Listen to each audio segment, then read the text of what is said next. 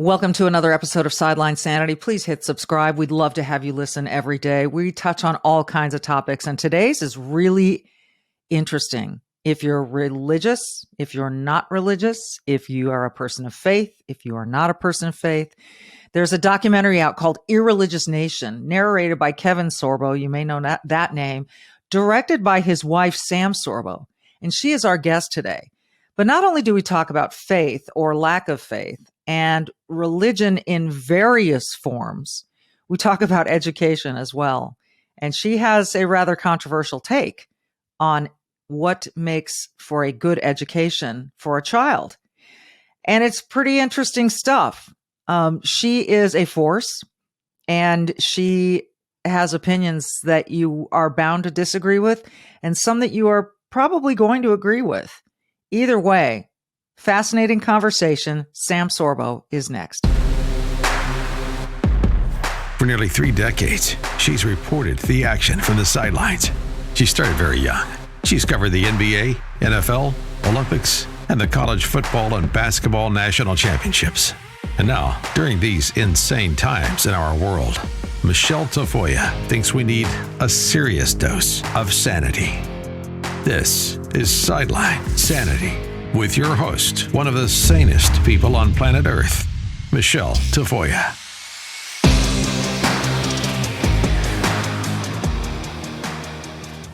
Sam, it is great to have you. And I was fascinated immediately just after watching the trailer for Irreligious Nation. And I because I've had so many questions myself. And frankly, it's disheartening to me to see religion sort of becoming less a part of American life.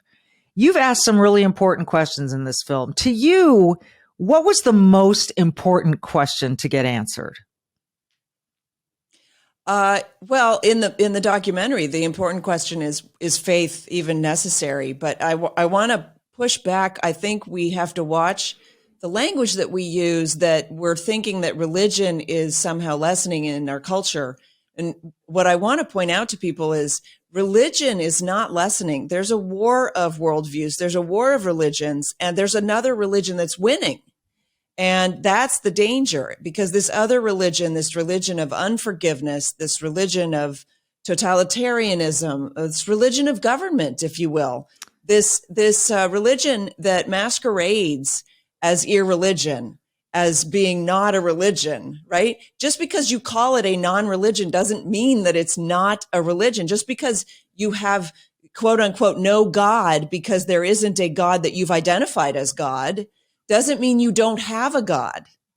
Your God is, for instance, money or power or your job. Like, you worship something. And so that is a great point. That is a fabulous point. Because for so many people, you're right. Government is sort of replacing God as the answer for many people. Is that what you're saying? Well, yeah. I mean, we all went to government schools. So we learned to worship government in government schools. This is like my strongest contention, is there is no such thing as a non-religious school. They're all religious. They all preach one religion or another. And so we should be very careful how we're quote educating our children, because the religion of the day in our schools currently is this weird gender fluid, Marxist, CRT, LGBT, whatever. That's its own religion. And so, I would love to see a court case defending this idea that, that government schools are religious schools, and therefore the government should back out of our schools entirely, should not be involved in our education system whatsoever. Yeah. And of course, the reason that I say that is because there's a huge conflict of interest with the government running the schools. You're not wrong. You're right. And that's a topic we delve into quite a bit on this show, because I'm I believe that parents really do need to have much more say, much more choice in where they send their kids, where the taxpayer dollars are going, et cetera, or just take the government out of it altogether and don't tax for education and let people just find their own way.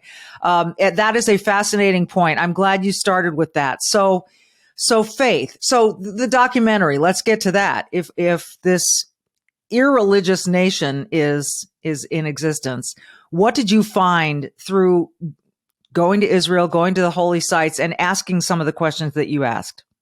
Yeah, well, we were all going on a journey. I'd never been to Israel. My family had never been. Kevin actually had just gone to film a documentary before we took this trip. So at the time that we planned the whole thing, he had also never been. And then I met the Kakadis, and they were looking to reconnect their family. That as their kids grew into teenagers, their family grew this disconnect with each other. And so they were hoping that maybe by rediscovering a little bit about their faith, they might be able to reconnect as a family, which is absolutely true. It worked for them to a large degree. And so when we started thinking about putting together this documentary, that was sort of the guiding factor in that. What happened on the journey, and this is what I think makes the documentary so interesting for people, is because when you're watching, you get to live vicariously through the lives and the experiences of the people on the trip, who are just a collection of regular people who decided that they wanted to know a little bit more about their faith, about the historicity of their faith, about the actuality of what they purport to believe, right? And so the idea that we can have, and forgive me, this is the drum that I beat, the idea that we can have a system of so-called education that ignores the best history book that we have, which is the Bible. It's the very best history book that we have. And our system of education ignores it at its own peril. And so we grow up, and even in the church, they teach kids that Jonah was a tomato, that Noah was just some guy and he got two of every animal, which, excuse me, why two of every animal? If there are that many genders, why were there only two on the ark? Right. And so we create these fairy tales out of the Bible, and then we go through K through 12. So 13 years of indoctrination that ignores the Bible, just ignores it, full stop. Just like, well, that's just fairy tales. We'll ignore it. So all of these people are coming to Israel going, is the Bible really true? Is it really valuable? Does it really make sense? And what we discovered was, holy smokes, this is the real deal. Mm-hmm. And I think all of us kind of, it got its talons in us in a visceral way when you walk where Jesus walked, when you touch the stone. I mean, it's real. My husband did a documentary over there, and he got to stand where Pilate stood and asked the crowd, which of these two do you want to convict? And the crowd chose Jesus as opposed to Barabbas. He stood there. Like, it becomes surreal. It becomes super real. Mm-hmm. And then you have to question, what am I doing in this life, not taking this more seriously? And so that's what I'm hoping, that people glean a little bit from the documentary, enough to get them to, I don't know, crack their Bibles more, go to church maybe a little bit more, like invest a little bit more. And the reason for that is Christianity preaches forgiveness. It's the foundational tenet of our religion. It's the reason, right? The other religion that we're up against today is unforgiveness. Mm.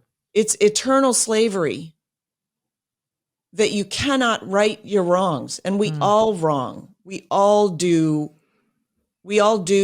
bad things. We all do evil. We all make mistakes. We all make mistakes. The idea that you can't fix a mistake is slavery. You know what? I want to delve into that more. Quick break. Sam Sorbo, our guest. Irreligious Nation is the documentary. You can see it on Salem Now. More with Sam after this. Mother's Day gifts are sort of hard to focus in on. I'm going to make it really easy for you. I'm a mom and I know what I'm asking for. And I think I can tell you that any mom would appreciate the gift of Genucel. Genucel.com is where you're going to find all my favorite skincare products. Genucel.com. Every mom loves to take care of herself, loves a moment of relaxation. And when they get results like the ones that Genucel produces, they're going to feel really good about things. This is formulated by a pharmacist with quality ingredients. The products are designed to ensure to diminish fine lines and wrinkles and prevent new ones from coming. It's skin nourishing antioxidants, powerful peptides in a proprietary base, and it's made right here in the USA. One of my favorites is the deep firming serum with stem cell technology. You just put it right on your cleansed skin and you feel like your skin immediately is fresher, plumper, brighter. And right now you can save over 70% off Genucel's most popular package. It features Genucel's Ultra Retinol that contains a powerful retinol alternative, safe on pregnancies, safe for breastfeeding. You'll also receive Genucel's Dark Spot Corrector to reduce the appearance of dark marks and sunspots from the long summer days outside that we're going to be enjoying. Plus, you'll still get Genucel's classic under eye bags therapy for those annoying under eye bags and puffiness. And with its immediate effects, see results in as little as 12 hours, guaranteed, or your money back. So what do you have to lose? Don't wait. Celebrate your favorite mom by going to Genucel.com/Michele, Michele, to save over 70% off their most popular package. Plus, every package includes a luxury gift box with 3 free springtime essentials. So that's 3 free gifts plus concierge shipping for a limited time. So go to Genucel, Genucel.com/Michele, Genucel.com/Michele with 1 L, and save over 70%. Happy Mother's Day, everyone. So this eternal slavery that you talk about, this is a fascinating touch point. We see it so much, and I'm not sure how we got here, Sam, but if you make a mistake, as you said, and it's interesting to me because people like to boast, oh, America's the most forgiving nation on earth. All you have to do is admit your mistake and we'll give you a second chance. It's not always the case. It really depends on what your mistake is and who you are, whether or not people want to forgive. So I just want you to go a little deeper into this eternal slavery that we're existing. And I'd love to get your take on how we got here. So, and I say eternal slavery, and I mean it both in the metaphysical, but also just in the real realm of every day. Like you're going to live out your sin, you're going to live out your guilt every day, unless you can get absolved, unless you can find some form of redemption.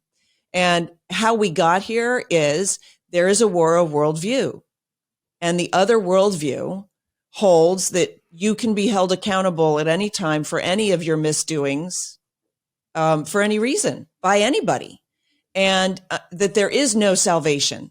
Their salvation is in government, and unfortunately, they control the schools. So there we are, right? So you can be forgiven, although it's not really absolution. There's an allowance for misdoings if the misdoings don't contradict the narrative. But if they contradict the narrative, then you will be held accountable and you will be made to pay.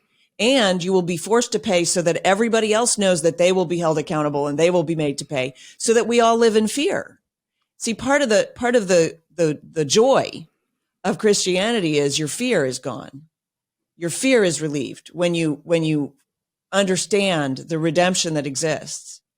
Then your fear evaporates and you can live a life without fear. And of course, fear is enslavement also, right? Mm-hmm.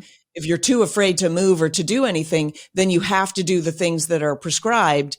You're enslaved. Mm-hmm. Mm-hmm. And so it's a really grand equation, and it's very, spiritual, but if you delve into it at all, you'll find that what I'm saying is true.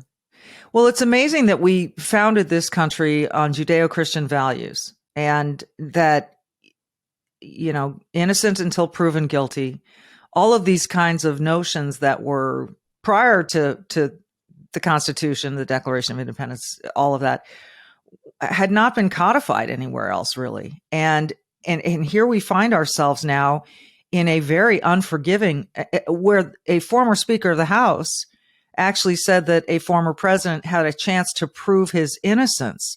That's not what we do in this country. Nancy Pelosi said that about Donald Trump, the former president. He has a chance to prove his innocence. No, that's not what we do here. We are innocent until proven guilty. So I wonder what the design is behind this. Like, for instance,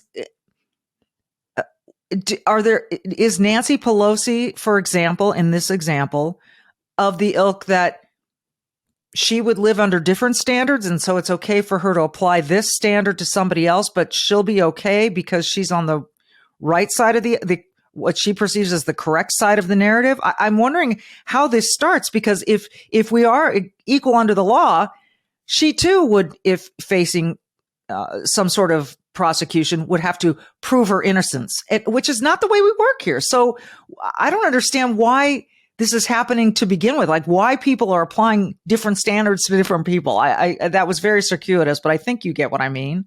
I do. I totally understand what you mean. And I'm going to go out on a limb because I haven't worked this out in this fashion before. But when I was studying acting, the rubric that we worked with was that every scene was one of two things. It was either a love scene or a power scene. And if it's a love scene, then you're trying to get love from the other person. If it's a power scene, you just want power over them. And then you work within that rubric. And it makes it helps you break down the scene, and it works. Okay. And what I discovered is it works in real life too. So you have power people and you have people who want love. And the people who want love tend not to exert a whole lot of power in nefarious ways. But the people who want power, they just want power. And they're willing to do whatever. So if I was playing an evil woman, I was very concentrated on just doing whatever it took to win. And that's I think what these people, they've been possessed by this power equation as opposed to the equation of love, which is sort of the difference between the two worldviews that we're talking about. Yeah. One is a worldview of love. Love thy neighbor as thyself, love God. Not in that order. The other worldview is a worldview of power. And so as long as Nancy Pelosi can remain in power, she doesn't fear for the misdoings that she does. And she can apply the power rubric of, well, he can prove his innocence to the Spanish Inquisition, right? So that's where we are. And what we have to understand is when this nation was founded, most of the people adhered to the Judeo-Christian ethic, which was the 10 Commandments and the love God, love your neighbor as yourself, the golden rule, so to speak. Well, we've been trading since when we took the Bible out of schools, we didn't actually take religion out of schools. We supplanted the Christian religion with the religion of power, with the Marxist religion. And so we've been schooling children in Marxism all this time. And the reason that I can say that so easily is because we teach evolution as if it's science, and we don't teach creation. So we ignore spirituality. Michele, even the pagans believed in the spirit world, right? But not us. We know so much more. We're materialistic and that's it, right? Mm-hmm. In our school system. And so we teach children to ignore the spirituality, but we teach them evolution as science, mm-hmm. an unproven theory as science. And that science devolves into survival of the fittest, which is bullying. So we're teaching children that bullying is the proper order of the universe, but don't bully. So, where you go from there, I'm not sure, where you go from there is exactly what we're seeing today. In fact, I just read, so I'm very big into the homeschool everything. Mm-hmm. And I just read a thing where a woman wrote, your child doesn't have to do homework. Just because the teacher insists on homework, they're not allowed to actually include homework in your child's grade because it's outside of school. And I've said for years, why are we accepting them sending home work with the child. I work a 9-to-5 job. I don't bring my work home with me. Why should I expect my child, who's a child, to go to school for 7.5 hours and then come home with work? And not only that, but it makes me the substitute teacher. I have to stand over my child with my finger pointing, saying, you have to get your work done. So it sets up this whole, it's terrible. But this woman actually took it one step further and said, you don't have to do the work. You can opt out of the testing. Why are you allowing yourselves to be bullied in this manner? And the reason that we allow ourselves to be bullied is we grew up, all of us went K through 12, 13 years of bully indoctrination. And so now we are indoctrinated. We are a nation that is, in a sense, irreligious in that aspect. That's really interesting. When people see the trailer, there's really some compelling moments. You see Bill Maher talking to an atheist, and that the notion of this idea or religion of atheism is growing. What do you think of that? And the gentleman says it's about time. I tend to note in my own experience, this is purely anecdotal, that the people that I know well, those who have faith, those who have religion in their lives, I shouldn't say religion, because again, you made a really great point to start us out, that people who are people of faith, particularly Christians, Jews that I know, are generally very happy people. And people who are atheists or non-believers or live by this other religion of, the left, I'll just call it the left, are not so happy. And I just kind of wonder, where do you think we are? I mean, what's the balance right now? And why is the left winning in so many cases? I like that you say they're not so happy. I'd go so far as to say they're miserable. Why is the left winning? Because they have seized the levers of power. So they have the media. So they make us think, Michele, I'm not even sure that we are like 50-50 as a nation now between Republicans and Democrats. I know a lot of Democrats who are Democrat in name only. Mm-hmm. I know a lot of Republicans who are Republican in name only too, but the Democrats, I don't know that they actually believe what their platform seems to hold. Mm-hmm. And yet, because of the media, we are sold on a number of lies, I think, that because it makes them more powerful if they appear larger. And so they appear larger to us. And because we are, let's see, we're used to the power struggle from school. We kind of succumb to this, they grow. They're like, oh, we're the big guys. And so we go, oh, okay, well then I'll just be quiet. Yeah. But also, we're taught in school, we are trained to be cowards. We're trained to not stand out. We're trained to conform. And so far be it for somebody to stand up and say, why are you doing that with children in our schools? Or why are you just even the smallest things, we wouldn't stand up to them because we were trained not to. Mm. Look, our children are innately curious, right? They're very curious. Age 2, age 3, age 4, nothing but questions. They go to school. What's the first thing they learn to do in school that they have to do? They have to sit down and be quiet. Mm. And if they want to ask a question, do they want to ask a question? Yes, all the time. They can't. They have to raise their hand to ask a question. They have to ask permission first before they're allowed to just be themselves. They have to ask permission. And that's child abuse in my book. To force a child to sit there can I push back a little bit on that and ask you, because this is interesting to me. There has to be some sort of order in a classroom, doesn't there? And there has to be some sort of process by which you keep some sort of sanity within the room of 4 and 5-year-olds, and that not everyone's screaming their questions at the same time. So where do you draw the line between that order and that discipline and what you're saying is bullying? Okay. Where do I draw the line? Well, here's the thing. Do they have to have order in the classroom? Absolutely. I concede that point. Do children have to be in a classroom? No. Huh. So that's the choice. So it's their problem that they have to bully the children. But that's not my problem. Hmm.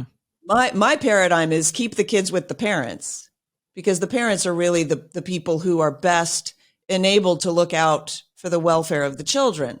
And if we look at what's happening in our schools today, I mean, I just posted a story in the state of Washington in a public school. They had a licking contest. Yeah, I saw that. Where they matched up adults with children on either side of plexiglass and had them lick the plexiglass. Like, come on, folks. But this is why you're sending your child into an institution all day. Like, you don't know what else they're doing with the kid. This is just the thing that we just discovered. Yeah. And this has been going on for, I don't even know how long. And so, but that's why they have to bully the children. So how about we just don't give our children to the bullies? Mm. It is fascinating stuff. Sam, what's your biggest reason, if you will, when you went to make this documentary? What do you want people to come away with? Why would someone want to go see this documentary and come away with what? Well, in other words, what is your main motivation for having people see this and dig in? Yeah, well, it's a very good question. And of course, it pertains to why I do anything, right? Why? Look, I mean, I'm on the front lines of trying to get kids out of school and get them homeschooled, because there is so much good that comes of that and so much evil that exists within the system. Why we made this film, because there's so much good in Christianity and in this connection to our faith, and so much evil outside of it. And so it's a battle of good versus evil. What I'm hoping that people take from the film is that they open their hearts a little bit more to wrestling with their faith or getting some faith, because we talked about slavery, we talked about fear. You can allay a lot of the fear and you can live a happier life with faith than you'll ever tap into without it. I mean, that's foundationally that makes for a healthier society, a happier society. And we can all, get along more, and maybe we'll have less war too, because people won't be so fearful and so power mongering, perhaps, or at least we'll be able to stand up to the power mongers more because we'll be more convicted in truth. So it really is all about fighting for truth. And, and because you were on love each other more. Well, we could use a lot more of that, couldn't we? I'm curious about, again, the homeschooling issue.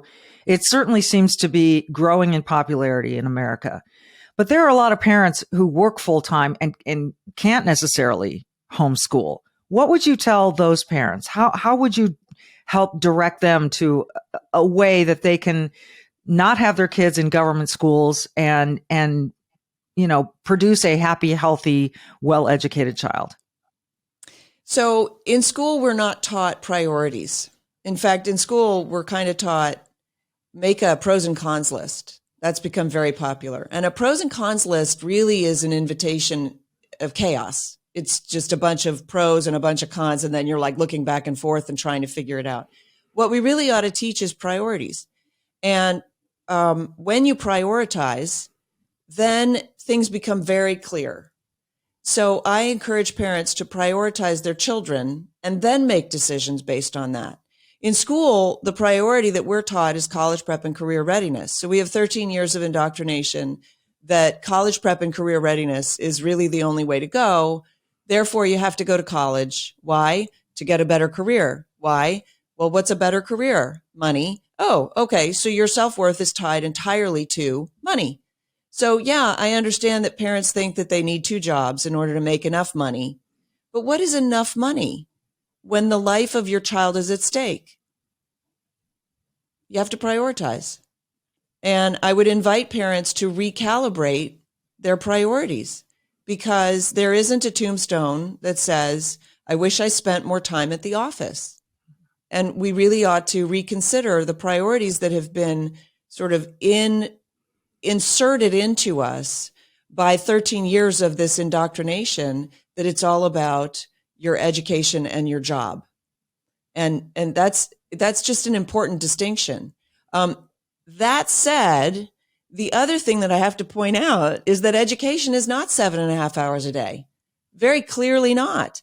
And that this idea of homework is even sort of, overlaying that education is like 12 hours a day. It absolutely isn't.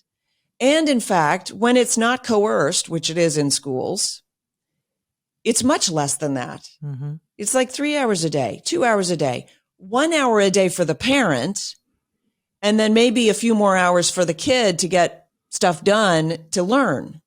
But the thing is that children are innately curious. We kill their curiosity inside the school, in the institution. If you don't kill that curiosity, they will learn everything. Just try to stop them. So your job as the parent is just put some guide rails on, point them in the right direction, and encourage them.